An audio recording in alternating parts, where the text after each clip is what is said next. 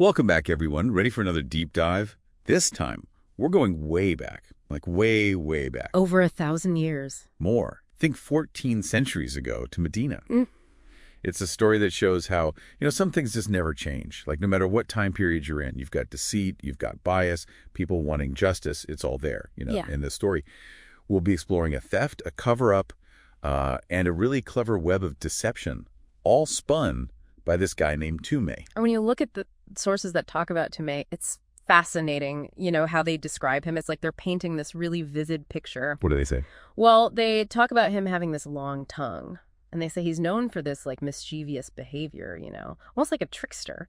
And to him, deception was like the skill, like being clever. Wow. There's even this story, this anecdote about him writing, like, these offensive poems and then saying someone else wrote them just to cause trouble. So he was, like, stirring the pot just for fun. Yeah.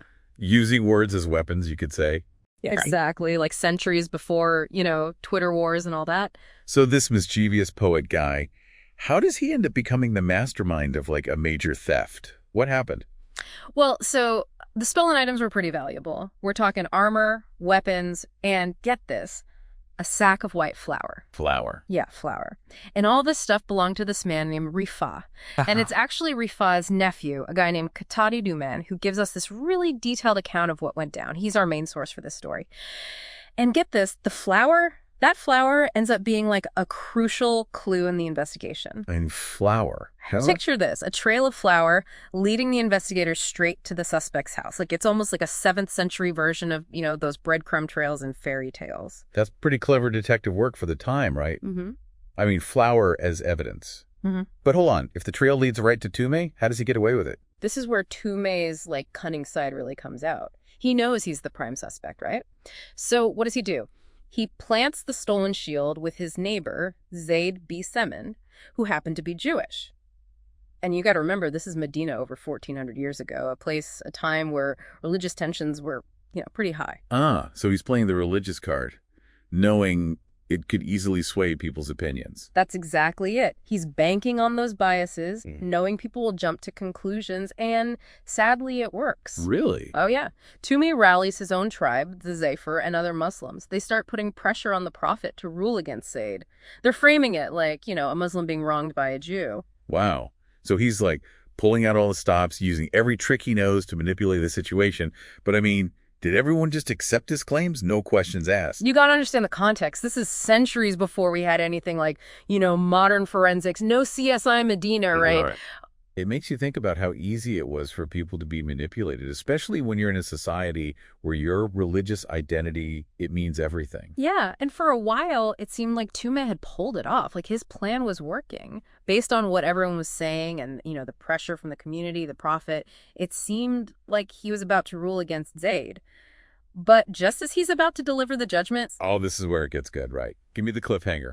What happened next? Okay, so just as the Prophet's about to make his decision, verses 105 onwards of the Nisa Surah, they're revealed, and they expose Tume's whole scheme. Wait, hold on. The Nisa Surah. For those of us who, might not be as familiar, can you give us a little background? Sure. So the Nisa Surah, it's one of the chapters in the Quran, and it deals with a lot of things, social conduct, family matters, justice within the community.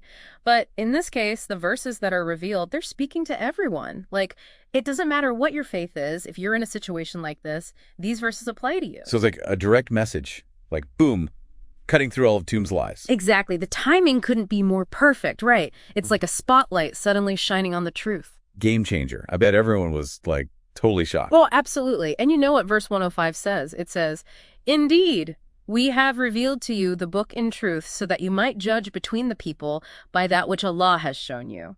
And do not be an advocate for the deceitful." Mic drop. Wow. But what's really amazing is that this event, it happened over 1,400 years ago, and it still has lessons for us today. You're telling me. That's what makes this deep dive so fascinating. It's not just a cold story. It's something that makes you think about your own biases, how we understand justice, and the consequences of, deception. And we'll get into all that in part 2. So, picking up where we left off, let's really dig into these Quranic verses that came down because of Tume's, deception. It's like this event, something from over 14 centuries ago. It set off this whole exploration of justice and truth and being accountable, stuff that still matters to us. Yeah, for sure. So we've got this amazing story, right? This intervention, like out of nowhere. But what do the verses actually say? Like, why do they still matter to us today, living in the 21st century? Well, one of the things that really stands out in these verses is how they're totally against defending people who do wrong. And it doesn't matter what religion they are, what tribe they belong to. It's like the text is super clear. If you support someone guilty, even if they're one of your own, you're betraying the truth. And that goes against divine justice. Think about it. A message from 1400 years ago telling people to put justice above, like tribal loyalty. Wow. That's a strong message. It makes you think about putting aside those loyalties and standing up for what's right, even if it means like going against your own group. Makes you wonder if we've really come that far. It really does. The Quran's not messing around. It says, "Do not argue on behalf of those who betray themselves. Indeed, Allah does not love one who is constantly treacherous and sinful." Right. And that whole concept of betraying yourself, it's really interesting, especially with Tume's story. Betraying yourself. What does that even mean here? Is it just about like sinning, breaking the rules, or is there something more to it? It goes deeper than just breaking rules. It's like when you choose to do things that contradict your own values. What is right and wrong. Look at Tumek. He knew that deception was wrong, but he did it anyway. He put himself first, above everyone else, so he betrayed his own conscience, his own potential to be good. So it's like there's this gap between what you do and what you believe. Kind of like hypocrisy, right? Mm-hmm. Like we might talk about being honest, having integrity.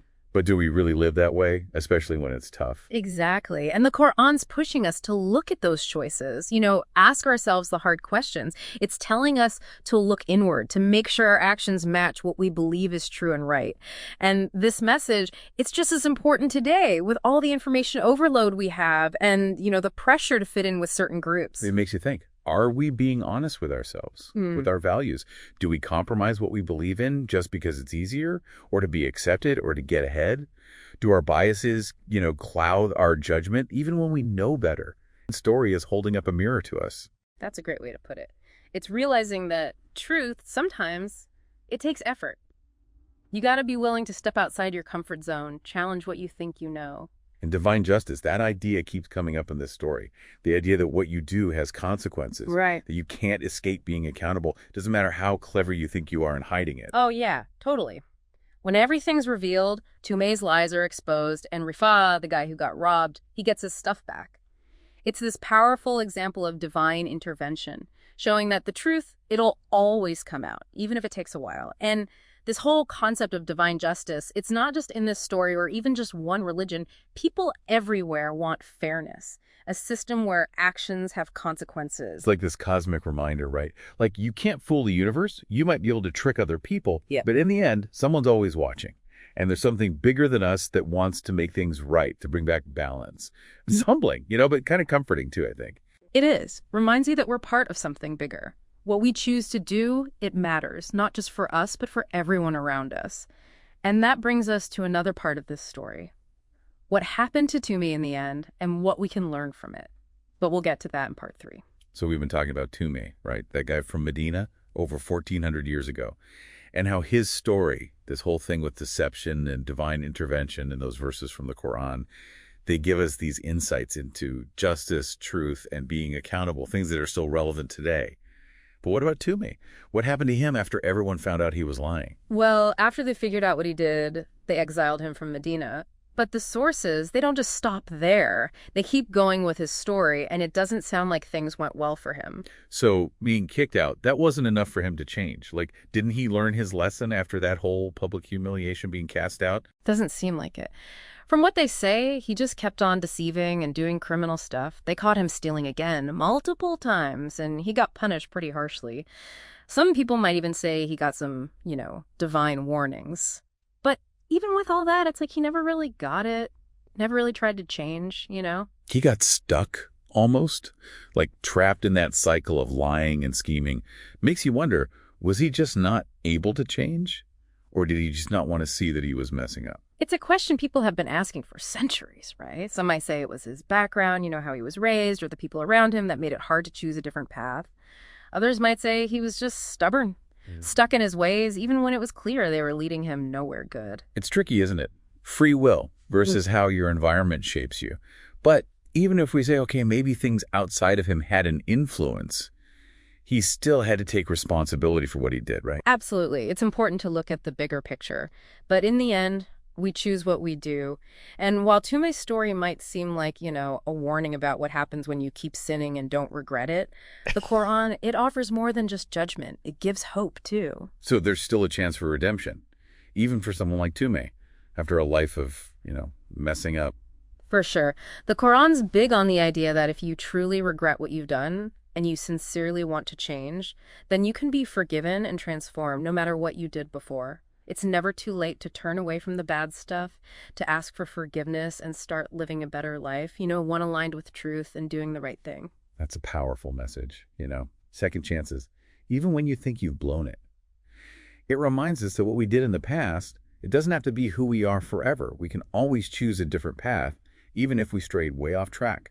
Exactly. The key is sincerity, a real commitment to changing your heart and your actions, admitting your mistakes, asking for forgiveness, making things right, not just going through the motions, but actually changing how you live. So even though Tume's story doesn't have a happy ending, there's this bigger message woven throughout, right? About hope, change, and how powerful it is to seek truth. So this story from so long ago can still teach us stuff today. It really can. Tume might seem like ancient history, but the things his story deals with, they're still happening. Deception, justice, accountability, redemption, it's all still relevant. It makes us look at ourselves, the choices we make, our biases, how committed we are to the truth. That's what makes this whole deep dive so interesting, right? It's not just some history lesson. It's showing us what it means to be human. Yeah. Making us ask ourselves tough questions. How do we deal with truth and justice? How do we hold ourselves accountable? That's a great point. And maybe that's the biggest thing we can take away from this, that there's always a chance to change. Even when we see all this deception and wrongdoing, there's always a possibility for people to transform and come back to what's true. That's a great way to wrap things up. So, everyone, as you go about your day, think about Tume's story. The choices we make, the things we say, the way we impact others. Choose truth, even when it's tough, and never underestimate how powerful it can be to seek forgiveness and make things right. Until next time, keep diving deep and keep searching for truth.